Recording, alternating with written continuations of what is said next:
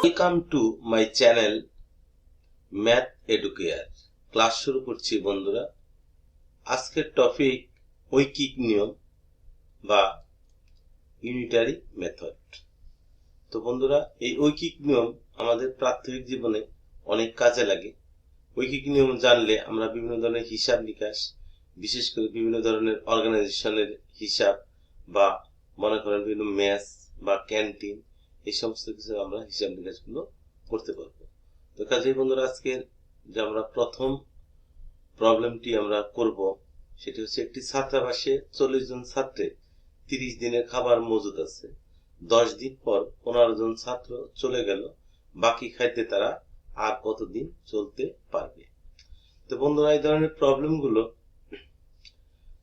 যদি আপনারা শিখেন তাহলে বিভিন্ন ধরনের পাবলিক পরীক্ষা, যেমন বিসিএস এর প্রিলিমিনারি বা রিটেন পরীক্ষা বা মনে করেন প্রাইমারি শিক্ষক নিয়োগ পরীক্ষা, এই ধরনের পাবলিক বিভিন্ন ধরনের পরীক্ষায় এই প্রবলেমগুলো এমসিকিউ বা বড় প্রশ্ন হিসাবে থাকে।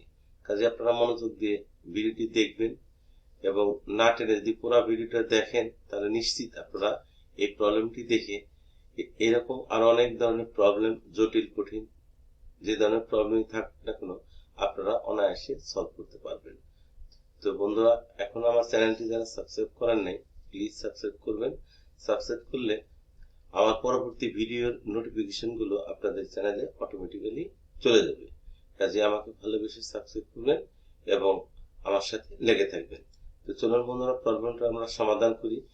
সমাধান করতে গেলে আমাদের এখানে দেখতে হবে যে একটি ছাত্রাবাসে 40 জন ছাত্রের 30 দিনের খাবার মজুদ আছে, অর্থাৎ খাবার একটা নির্দিষ্ট পরিমাণ আছে যা কিনা 40 জন ছাত্রের 30 দিন তারা অনায়াসে খেতে পারবে।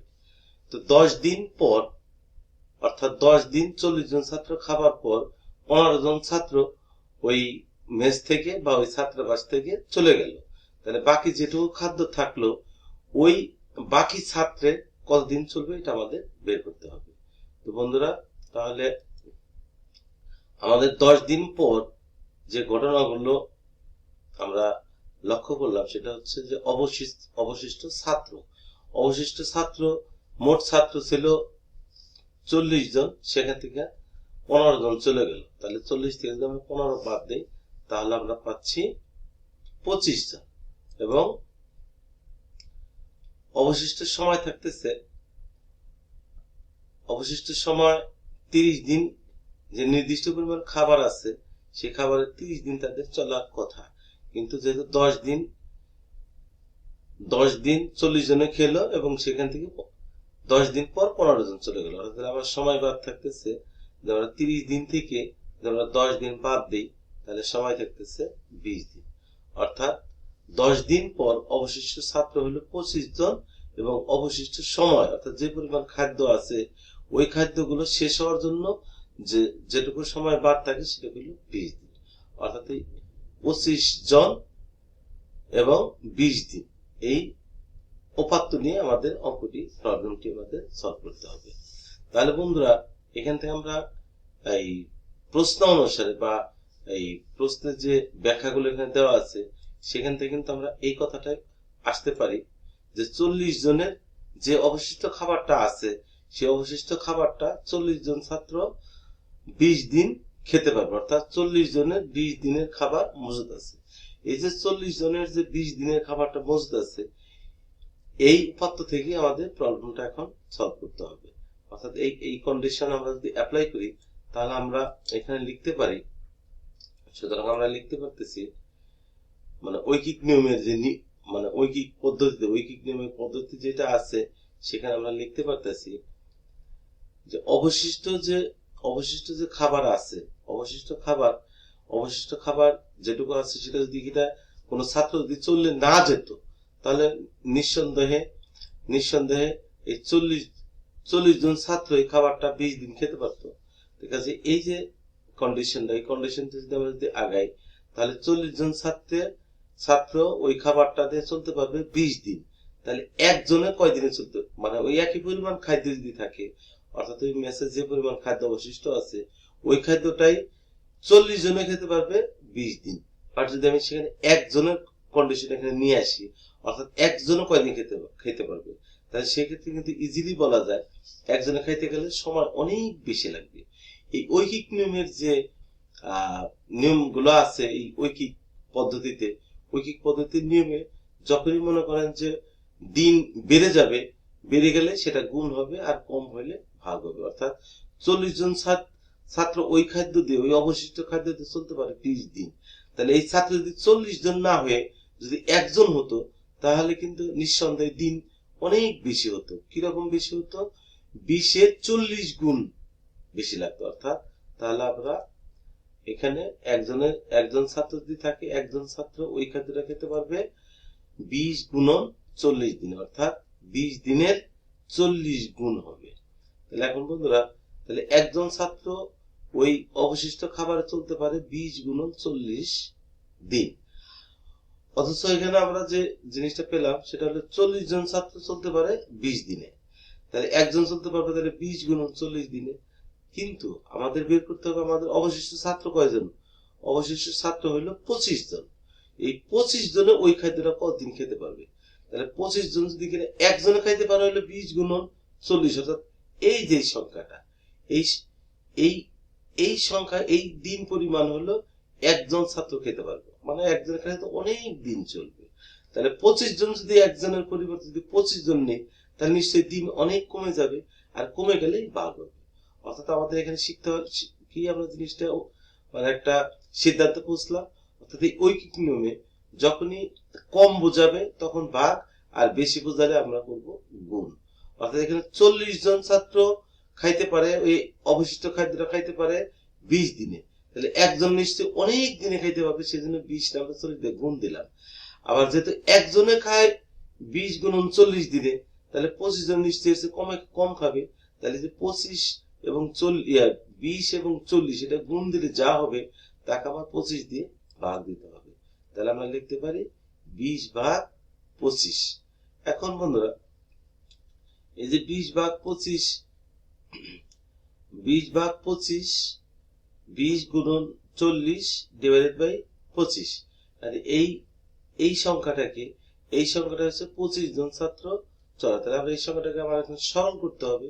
এই সংখ্যাটাকে যদি আমরা সরল করতে চাই, তাহলে আমাদের কাটাকাটি করতে হবে। অর্থাৎ এই পুরো জিনিসটা একটা ভগ্নাংশ, এই ভগ্নাংশ আমার লঘিষ্ঠ ফর্মে নিয়ে আসতে হবে। আর এটা যদি আমি লঘিষ্ঠ ফর্মে নিতে চাই, তাহলে আমার কাটাকাটি করতে হবে। এটা কাটাকাটি আমরা কিভাবে সহজভাবে করতে পারি? 40 কে আমরা 25 দিয়েও কাটতে পারি, আবার 20 কেও 25 দিয়ে আমরা কাটতে পারি। আমরা 20 এবং 25টাই কনসিডারেশনে রাখলাম। সেক্ষেত্রে আমাদের দেখতে হবে 20 এবং 25 এই দুইটাকে কমন কি দিয়ে, সর্বনিম্ন কমন কি দিয়ে ভাগ করা যায়। এখানে যেমন 20 আছে, আমি যেখানে 2 দিয়ে ভাগ দিই তাহলে 10 হবে, কিন্তু 25 কে 2 দিয়ে ভাগ দিলে কিন্তু 2 দিয়ে ভাগ করা যায় না। তাহলে 3 দিয়ে এটাকেও যাবে না, 20 কেও যাবে না, 25 কেও যাবে না। 4 দিয়ে এটাকে যাবে, বাট 25 কে কিন্তু যাবে না। অর্থাৎ 4 দিয়ে 20 কে ভাগ করা যাবে, 25 কে ভাগ করা যাবে না। কিন্তু যদি আমরা 5 নেই, 5 দিয়ে কিন্তু 20 কেও ভাগ করা যায়, 25 কেও ভাগ করা যায়। কাজে বন্ধু আমরা তাহলে এটা নিতে পারি। অর্থাৎ 20 এবং 25 কে যদি আমরা একটা মানে গরিষ্ঠ সংখ্যা গসাগু, অর্থাৎ 20 এবং 25 এর গসাগু হচ্ছে 5, আমরা এই 5 দিয়ে যদি কিনা দুটাকে ভাগ করি, তাহলে আমরা লঘিষ্ঠ ফর্মে যেতে পারবো। অর্থাৎ 20 কে যদি আমরা 5 দিয়ে ভাগ করি, রেজাল্ট হবে 4, এবং 25 কে যদি আমরা 5 দিয়ে ভাগ করি, রেজাল্ট হবে 5। এখন বন্ধুরা, এটাকে আরো সরল করা যাবে কিভাবে? কারণ 4 এবং 5 এটা তো লঘিষ্ঠ ফর্ম, এটার মধ্যে আর কিছু করার নাই। অতএব 5 দিয়ে কিন্তু আমরা 40 কে কিন্তু ভাগ করতে পারি। অর্থাৎ 5 দিয়ে যদি আমরা 40 কে ভাগ করি, অর্থাৎ 5 দিয়ে ভাগ করলে 1, আর 40 কে 5 দিয়ে ভাগ করলে ফল হবে 8।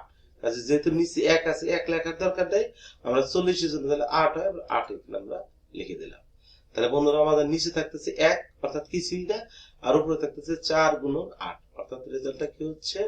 রেজাল্টটা হচ্ছে 4 এবং 8 যদি আমরা গুণ করি তাহলে হয় 32 দিন, অর্থাৎ 32।